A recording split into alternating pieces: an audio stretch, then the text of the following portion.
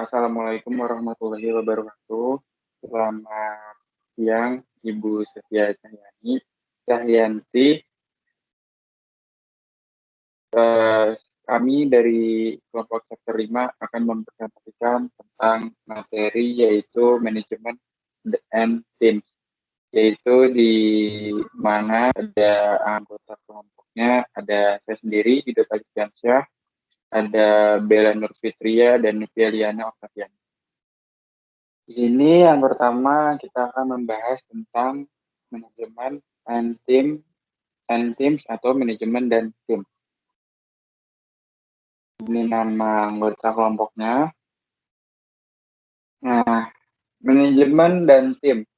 Di dalam 3 bab sebelumnya ini sebenarnya telah dikhususkan untuk masing-masing metode berorientasi kerja. Nah, pada metode berorientasi pekerja dan metode hybrid. Semua metode analisis pekerjaan dalam bab-bab tersebut cocok untuk berbagai jenis pekerjaan. Nah, di dalam bab ini akan menjelaskan metode pekerjaan dan analisis pekerjaan yang lebih khusus yang ditargetkan untuk jenis pekerjaan tertentu. Nah, meskipun di dalam metode lain untuk menganalisis pekerjaan di era manajerial ini, kami dari kelompok terima memilih kuesioner uraian jabatan manajemen untuk dimasukkan ke dalam bab ini. Karena apa? Karena tampaknya paling komprehensif dan dalam cakupan itu paling fungsional gitu menurut kami. Kami juga memilihnya karena ini adalah salah satu metode analisis pekerjaan yang dimana pertama bisa dikembangkan dengan perangkat lunak yang memungkinkan hasil analisis pekerjaannya ini bisa ditampilkan dan digunakan secara langsung untuk tujuan seperti evaluasi pekerjaan dan penilaian pekerjaan. Nah, di sini juga kami akan membahas tentang permodelan kompetensi karena model inilah yang yang lagi sangat populer banget di komunitas bisnis, tapi terdapat kebingungan yang cukup besar tentang apa itu sebenarnya dan bagaimana hal itu berbeda dari metode analisis pekerjaan yang lebih tradisionalnya. Untuk bagian analisis pekerjaan di bagian timnya, kami menyajikan ada 3 set deskriptor yang berbeda untuk tim. Set deskriptor pertama itu menyangkut desain pekerjaan. Nah, kami juga menjelaskan tentang fitur, input, dan proses yang diyakini mempengaruhi kesuksesan tim. Nah, pada set deskriptor ketiga menyangkut fungsi tim, yaitu fungsi tim ini adalah hal-hal yang perlu dilakukan semua tim untuk mencapai tujuannya mereka. Misalnya contoh case-nya itu tim harus menjaga motivasi anggota tim. Yang dengan demikian kita dapat membayangkan pekerjaan yang dipegang oleh anggota tim, tapi pada fungsi tingkat timnya membawa kalau kita harus melampaui pekerjaannya. Nah, pada sistem MAP atau yang disebut dengan pengertian itu metode analisis kerja tim yang menunjukkan bagaimana tim ini bisa mencapai tujuannya gitu, dan bagaimana pekerjaan individu di dalam tim ini berhubungan dengan pekerjaan individu lain di dalam tim.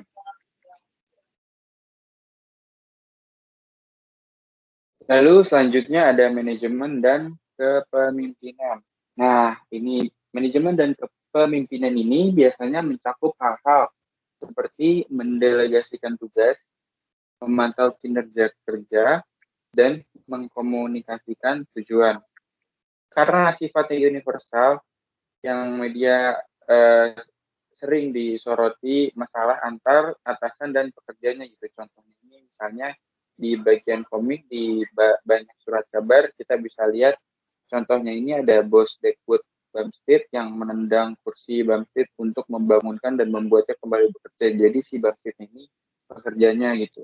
Pekerjaan manajerial juga melibatkan fungsi seperti memutuskan apa yang dia harus lakukan di dalam bisnis.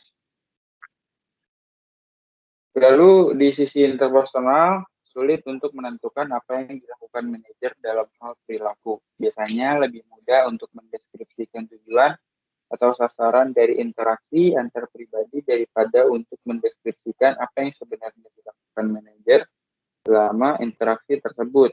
Misalnya, contohnya seperti lebih mudah untuk mengatakan bahwa tujuan penilaian kinerja adalah untuk memberikan umpan balik kinerja kepada bawahan daripada untuk menggambarkan apa yang sebenarnya dilakukan manajer selama manajer ini melakukan tinjauan kinerja gitu, seperti mendengarkan, berbicara, menunjuk, berteriak, melompat-lompat, apa atau segala macamnya. Nah, jika seseorang mencoba menganalisis banyak pekerjaan manajerial yang berbeda dalam hal fungsi, bagaimanapun orang akan segera menyadari bahwa pekerjaan manajerial berbeda dalam konten, perilaku aktual, dan keahlian tugas tergantung pada sifat pekerjaan yang diawasi. Kemudian juga ada beberapa analisis fungsional atau berorientasi peran dari penelitian manajerial yang paling sederhana dari ini berasal dari penilaian kepemimpinan. Nah, selanjutnya ada pengembangan dan struktur manajemen yang bisa kita lihat ini pada tabel 5.1. Banyak instrumen analisis pekerjaan yang telah kami deskripsikan atau MPDQ menggunakan tanggapan kuantitatif untuk item kuesioner standar. Nah, MPDQ ini dirancang untuk menggunakan laporan diri manajer atas pekerjaan mereka. Laporan diri itu jelas seperti memiliki keuntungan dan kerugian. Keuntungannya, tadi kan sudah dijelaskan memiliki keuntungan dan kerugian. Keuntungan itu termasuk meningkatkan kecepatan pengumpulan data, menurunkan biaya administrasi survei, dan memperoleh informasi analisis pekerjaan dari orang yang paling tahu pekerjaannya. Sedangkan kerugiannya itu adalah jika hasilnya digunakan dalam evaluasi pekerjaan untuk menetapkan gaji, merupakan kepentingan keuangan pemegang jabatan untuk menyajikan gambar pekerjaan yang membekas. Nah, di sini itu di dalam tabelnya ini ada butir-butir dalam versi final MPDQ yang dipilih dari banyak butir berdasarkan analisis jawaban manajer atau butir-butir tersebut. Nah, di dalam item yang tersisa di MPDQ ini yang telah terbukti berguna untuk mengidentifikasi tingkat manajerial kerjaan tersebut. Item ini juga memberikan informasi yang berguna untuk bisa mengembangkan dimensi evaluasi pekerjaan, penilaian kinerja, dan deskripsi pekerjaan, serta pengetahuan, keterampilan, kemampuan, dan karakteristik lainnya. Ini bisa dilihat di tabel ini. Nah, ada catatan di dalam MPDQ itu, yaitu adalah kuesioner uraian jabatan manajemen. Nah, di dalam kuesioner uraian jabatan manajemen ini ada skala respon yang maksudnya itu penilaiannya gitu dalam kuesioner ini. Di sini dijelaskan untuk sebagian besar item dalam MPDQ ini, incumbent bisa merespon dengan menggunakan skala seperti berikut. Yang pertama itu 0 jelas bukan bagian dari posisi, yang satu signifikansi minor untuk posisi, yang kedua signifikansi sedang untuk posisi, yang ketiga signifikansi substansial pada posisi, yang keempat signifikansi penting untuk posisi. Nah, berikut yang adalah instruksi yang diberikan kepada pemegang jabatan yang menjelaskan cara menggunakan skala signifikansi. Nah, tunjukkan seberapa signifikan setiap aktivitas bagi posisi Anda dengan memasukkan antara 0 dan 4 di kolom di sebelahnya. Ingatlah untuk mempertimbangkan kepentingan dalam kaitan dengan semua aktivitas, posisi, dan frekuensi kemunculannya. Nah, sebenarnya itu di sini ini adalah gimana dijelaskan kalau kita ini sebagai manajer atau sebagai pemegang perusahaan ini kita bisa menggunakan skala signifikansi seperti pada tabel, dan kita bisa memberikan kepada pekerjanya agar kita bisa tahu bagaimana pengembangan dan struktur manajemen kita di perusahaan kita ini dengan cara memberi incumbent yang bisa direspon oleh karyawan-karyawan kita seperti itu.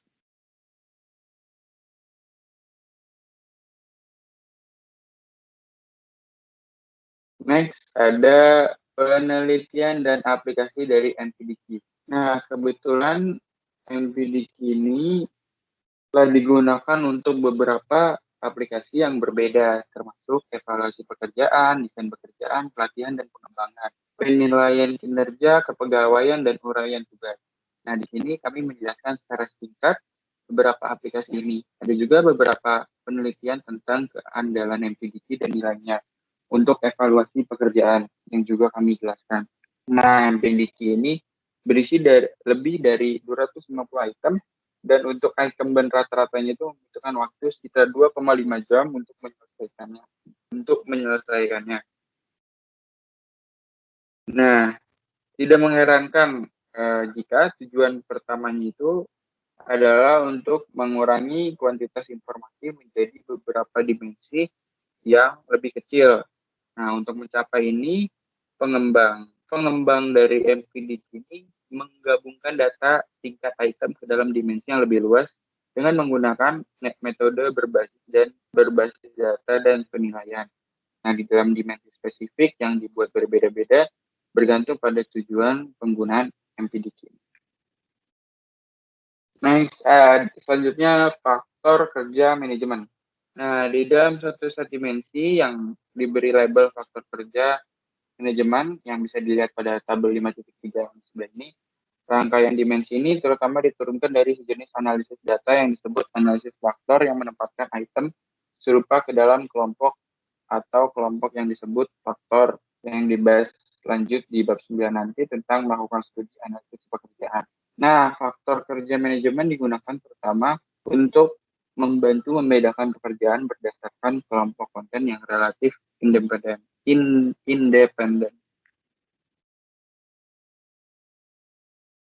Nah, bisa dilihat di tabel 5.3 ini yang manajemen work factor of MPDQ.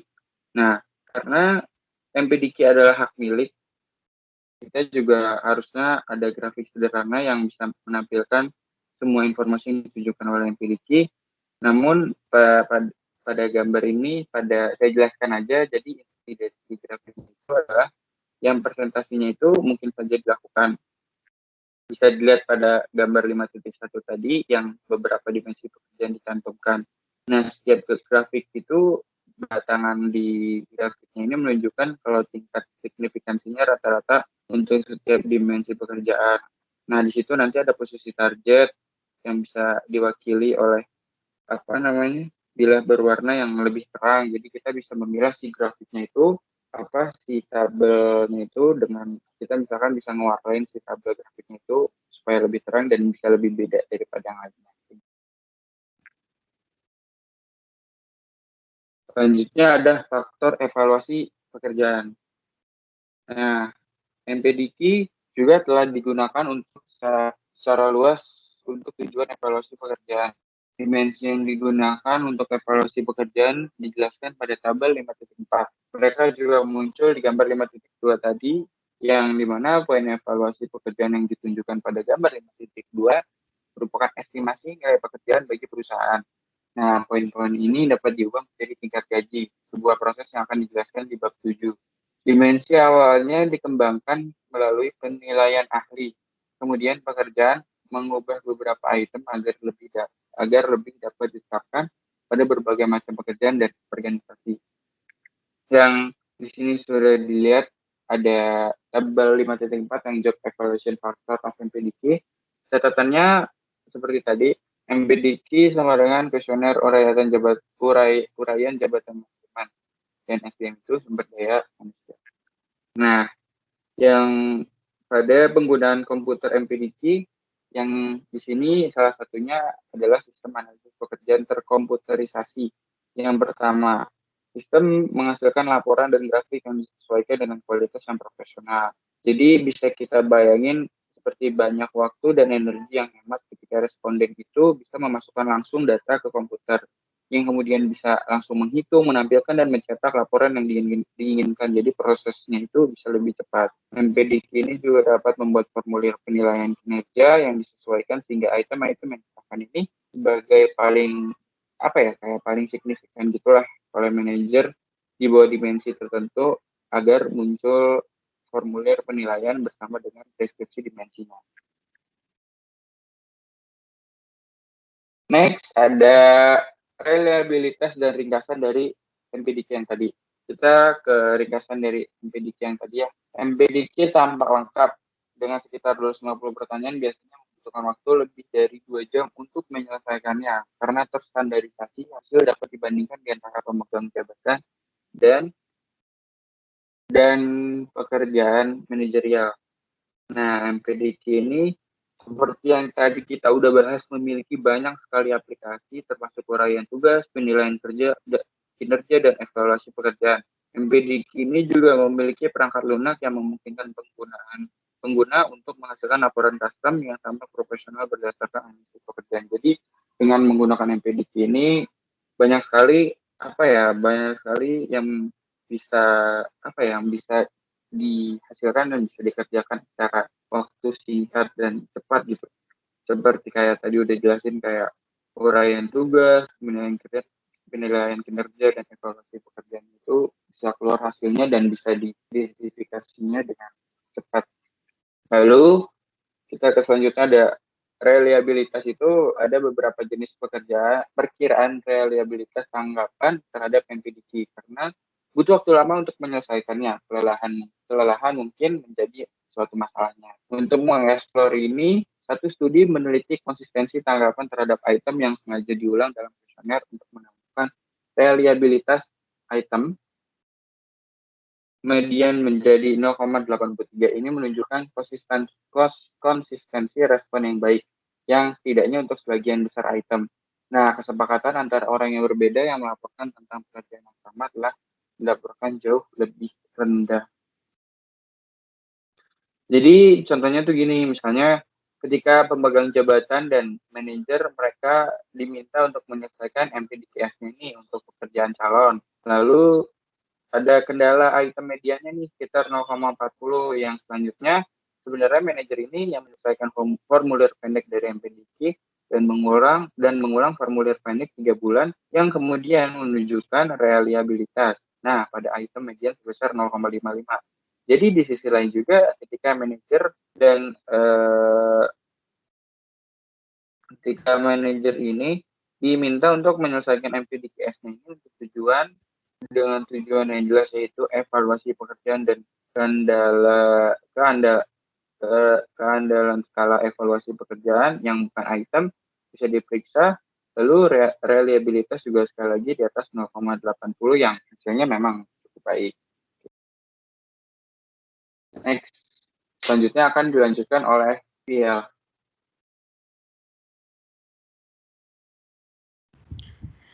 Selanjutnya ada kompetensi modeling. Di sini kompetensi modeling itu kerangka kerja untuk mendefinisikan keterampilan dan pengetahuan dalam pekerjaan. Model kompetensi ini digunakan secara luas dalam bisnis untuk membantu perekrutan, manajemen kinerja, dan mengembangkan program pelatihan. Pemulihan kompetensi ini tampaknya lebih didorong oleh karya berpengaruh dari Prahalt dan Hamel 1990 yang menggambarkan kompetensi inti bisnis. Ide mereka adalah untuk fokus pada keterampilan penting yang membentuk keunggulan kompetitif bisnis atau bukan individu. Ide umum ini diambil oleh komunitas konsultan manajemen dan kemudian dibawa ke tingkat individu atau di mana analisis pekerjaan biasanya dipraktikkan. Pemodelan kompetensi ini melibatkan pengidentifikasi karakteristik pribadi yang dinilai secara organisasi yang diperlukan dalam setiap karyawan. Gagasan utama dalam kompetensi ini adalah untuk menghubungkan strategi bisnis tertentu dengan kompetensi yang dibutuhkan orang untuk mengejar strategi tersebut. Misalnya, sebuah organisasi memutuskan bahwa mereka menghargai inovasi. Nah, organisasi seperti itu ingin merekrut, mengembangkan, dan memberi penghargaan kepada individu yang memiliki kompetensi, seperti kreativitas yang memungkinkan mereka menjadi inovatif. Nah, para pendukung pemodelan kompetensi ini telah menyarankan bahwa setelah diartikulasikan, model kompetensi juga dapat membentuk dasar untuk sebuah sistem sumber daya manusia. Misalnya seleksi, pelatihan, manajemen kinerja, dan sebagainya. Atau di semua jenis pekerjaan yang berbeda dalam suatu organisasi. Next.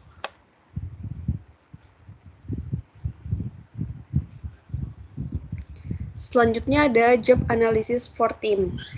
Definisi tim dan perbedaan antara tim dan kelompok adalah konsep yang tidak disepakati secara universal. Di sini ada 3 atribut dalam sebuah tim. Yang pertama itu banyak orang, yang kedua pekerjaan yang saling bergantungan, dan yang ketiga itu tujuan bersama. Untuk memiliki tim, jelas harus ada setidaknya 2 orang atau lebih. Tugas anggota tim terhubung dalam beberapa cara penting, dan setiap anggota memiliki peran yang ditentukan untuk dimainkan. Tujuan bersama mendefinisikan tim dengan menetapkan tujuannya. Tujuan bersama juga memberikan gambaran tentang bagaimana menentukan efektivitas tim. Contoh tujuannya itu termasuk memenangkan kompetisi, memberikan layanan terbaik kepada pelanggan. Dan definisi tim adalah cara yang semakin populer untuk mengatur pekerjaan yang diminati dalam sebuah bisnis. Next.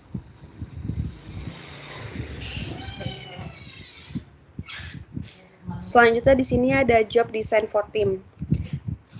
Di samping ini ada tabel 5.7 tentang karakteristik desain tim dan item sampel untuk masing-masing. 4 dari 5 faktor yang dipertimbangkan dalam karakteristik desain pekerjaan adalah faktor-faktor yang termasuk dalam teori karakteristik pekerjaan.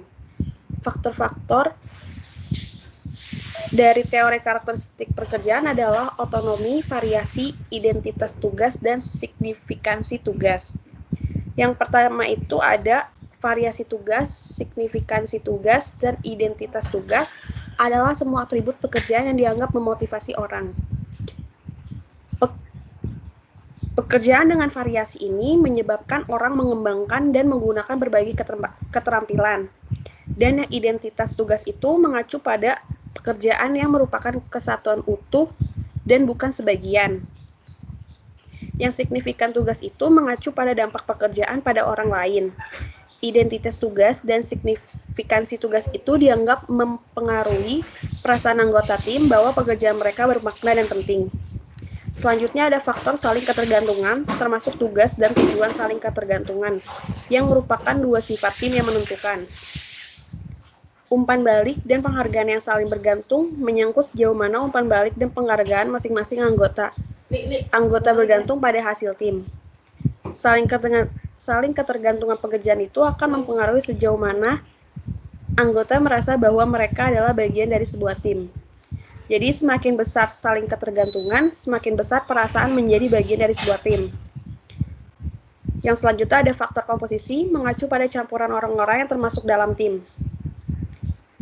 Di sini tuh ada heterogenitas, itu mengacu pada variabilitas latar belakang anggota tim dalam karakteristik seperti ras, jenis kelamin, dan kemampuan kognitif. Selanjutnya itu ada fleksibilitas, itu mengacu pada sejauh mana anggota tim itu dapat mengubah tugas kerja mereka. Selanjutnya itu ada ukuran relatif. Ukuran relatif itu mengacu pada jumlah orang relatif terhadap jumlah pekerjaan yang perlu dilakukan. Selanjutnya lagi ada preferensi untuk kerja kelompok. Itu tuh mengacu pada preferensi anggota tim individu untuk bekerja dengan orang lain. Selanjutnya ada faktor konteks diberi label karena berasal dari tim.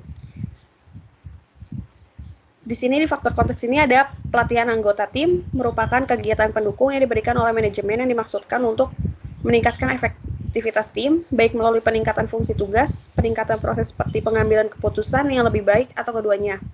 Selanjutnya itu ada dukungan manajerial. Dukungan manajerial itu menyangkut jenis dukungan lain, seperti penyediaan materi dan informasi.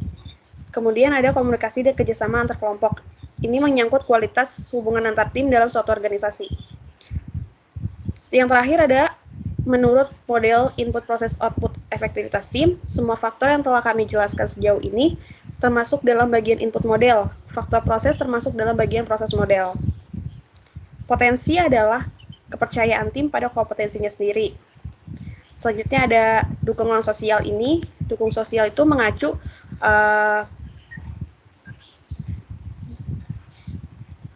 mengacu pada anggota tim yang bergaul dengan baik secara interpersonal.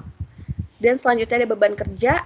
Beban kerja itu penyesuaian pekerjaan antar individu untuk menghindari kemalasan oleh beberapa anggota. Dan selanjutnya ada komunikasi dan kerjasama dalam kelompok kerja.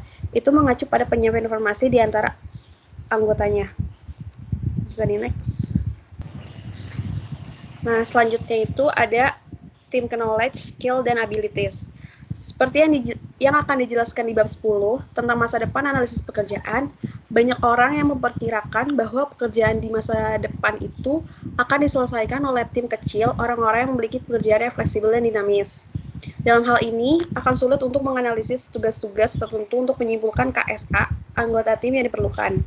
Satu solusi untuk masalah ini adalah memilih orang yang untuk sifat umum yang berharga untuk berbagai pekerjaan. Di sini ada daftar KSA untuk tim yang disajikan pada tabel 5.8 yang ada di samping. Seperti yang kita lihat, ada dua jenis KSA, terutama interpersonal dan KSA swakelola.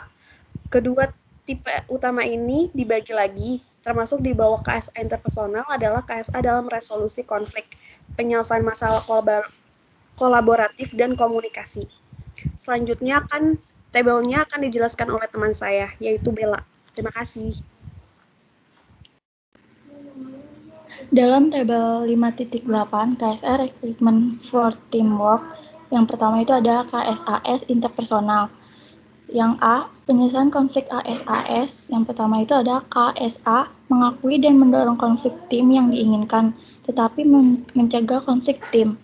Yang kedua, ada KSA untuk mengenali jenis dan sumber konflik yang dihadapi tim dan untuk menerapkan strategi resolusi konflik yang sesuai.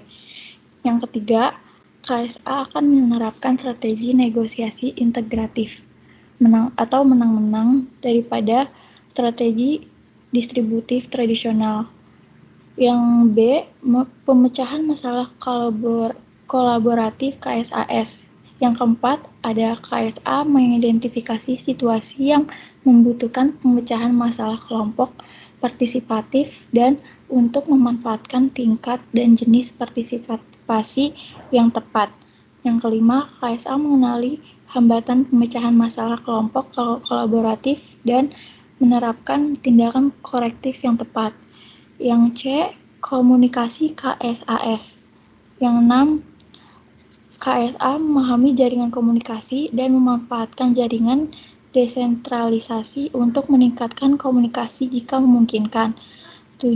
KSA untuk berkomunikasi secara terbuka dan mendukung, yaitu mengirim pesan yang pertama berorientasi pada perilaku atau peristiwa, yang kedua kongruen, yang ketiga memvalidasi, yang keempat kata penghubung, dan kelima dimiliki. 8. KSA untuk mendengarkan secara tidak mengevaluasi dan menggunakan teknik mendengarkan aktif dengan cepat. Yang ke-9, KSA untuk memaksimalkan kesesuaian antar pesan non-verbal dan verbal dan untuk mengenali dan menafsirkan pesan non-verbal orang lain. 10. KSA untuk terlibat dalam salam ritual dan obrolan ringan dan pengakuan akan pentingnya mereka. Yang kedua, manajemen mandiri KSAS. D.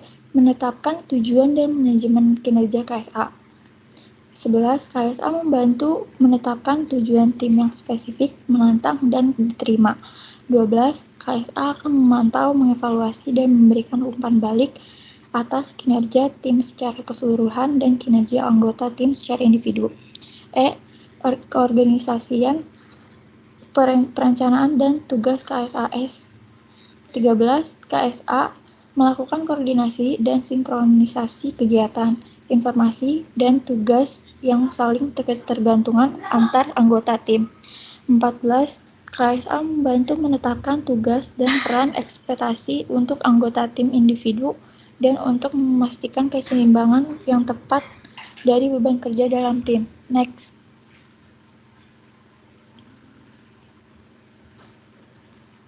Selanjutnya ada fungsi tim. Seperti yang baru saja Anda lihat, tim cenderung membutuhkan jenis pengetahuan dan keterampilan tentu dari anggotanya. Terlepas dari pekerjaan spesifik tim tersebut, pendekatan lain untuk menganalisis pekerjaan tim yang tidak terkait dengan konten tugas tertentu adalah menganalisis fungsi tim yang dianggap umum atau diperlukan secara universal. Yang pertama itu adalah fungsi orientasi. Memungkinkan anggota tim mengetahui apa yang mereka lakukan, itu apa tujuan tim dan sumber daya apa yang mereka miliki untuk mencapai tujuan tersebut. Selama orientasi tim juga harus bertukar informasi tentang fitur lingkungan dan menilai apa tugas harus diselesaikan dalam urutan apa. Yang kedua ada fungsi distribusi. Sumber daya memungkinkan tim untuk menempatkan orang ke dalam tugas sehingga orang memiliki pekerjaan dan ada kecocokan antara bakat individu dengan persyaratan tugas. Yang ketiga ada fungsi pengaturan. Waktu berhubungan dengan pola aktivitas dalam tim. Pengaturan waktu berkaitan dengan kecepatan umum aktivitas, baik untuk tim maupun untuk individu. Koordinasi menyangkut persyaratan pola tindakan anggota tim.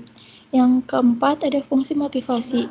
Berhubungan dengan tingkat usaha anggota tim serta mengelola konflik di antara anggota. Norma kinerja harus dikembangkan dan diadopsi. Next.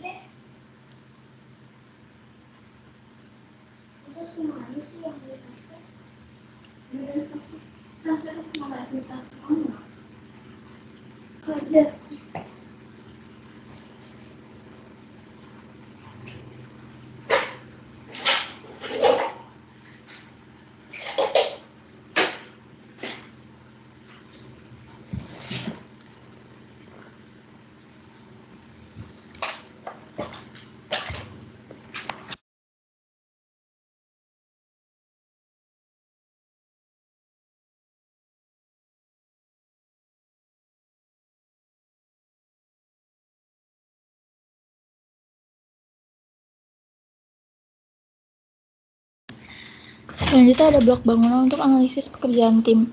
Sistem MAP didasarkan pada 4 blok bangunan yang telah Anda ketahui dan sukai selama buku ini.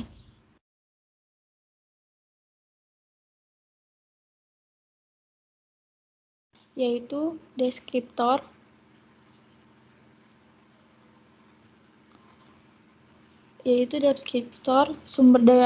sumber data analisis pekerjaan, metode pengumpulan data, dan unit analisis atau kami mengenali perencanaan menggunakan informasi setelah analisis pekerjaan itu penting. Tetapi itu bukan bagian dari MAP asli, adalah sistem di luar laporan akhir. Selanjutnya ada analisis multi-phase sistem kinerja sistem. Analisis multi-phase kinerja atau MAP dikembangkan untuk menganalisis tugas tim, terutama untuk pelatihan tim atau Levin and Baker 1990, Levin, Branich, Covert, and Lobet 1988. Idenya adalah mulai dengan misi atau tujuan tim, pindah ke fungsi yang harus dipenuhi orang untuk mencapai tujuan, dan kemudian pindah ke tugas yang harus dipenuhi individu untuk menjalankan fungsi tersebut. Next. Selanjutnya ada diagram alir dan diagram waktu anggota. Tim terhubung satu sama lain melalui pekerjaan. Kerja tim selalu melibatkan koordinasi pelaksanaan tugas melalui urutan atau misalnya bayangkan sebuah brigade ember di mana setiap orang memberikan seember air ke orang berikutnya sampai orang terakhir memadamkan api. Keserentakan atau misalnya dalam sebuah orkestra musisi yang berbeda harus memainkan nada yang berbeda pada waktu yang sama atau keduanya. Selanjutnya ada sumber data analisis pekerjaan dan metode pengumpulan data. Sebelum kami mulai menjelaskan keindahan dan keajaiban diagram alur dan diagram waktu, kami mendeskripsikan studi Levin dan Baker 1990 yang menganalisis simulasi misi pertempuran udara. Sumber data analisis pekerjaan yang layak meliputi supervisor, pejabat tinggi, ahli, pelatih, dan dokumen tertulis. Next.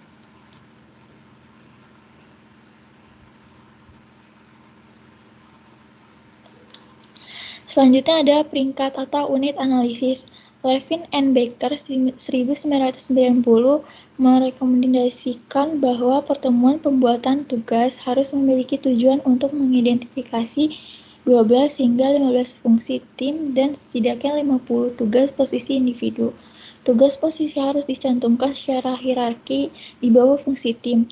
Setelah tugas dibuat dan diatur, rapat UKM lainnya dipanggil untuk menghasilkan KSAOS yang diperlukan untuk menyelesaikan setiap tugas dengannya.